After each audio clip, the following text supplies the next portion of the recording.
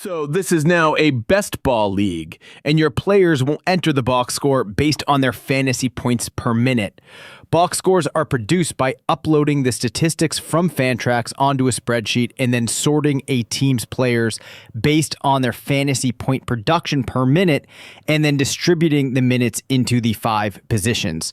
I would say that most players play at more than one position, and there are rules governing which positions are considered primary, secondary, and third tier.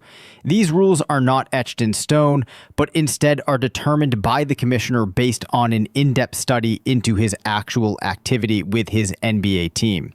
For example, if a player is listed as eligible at small forward, shooting guard, and the point, it will be determined which of these 3 positions he's not likely to play the bulk of his minutes.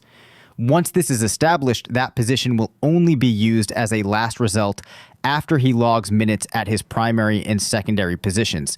In this example, perhaps this player is qualified to play the point, but in real life he only plays at that position in a limited fashion. This being the case, he will only be used as a point man as a last case scenario.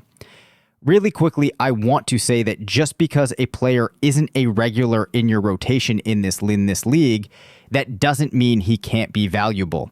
Such out of the regular rotation players can step up at times and outplay the guys ahead of them in the rotation, and because of best ball, they can contribute to your team in this league. This is very possible because we have 2 game periods per week, and there will be many occasions where a player is only playing in one NBA game in a given period. If that one game is a big one, he stands the strong likelihood of entering the box score, especially if one or more of the main rotational players struggles in that game period. Players like Klay Thompson, for example, can have hot shooting nights and take over a game.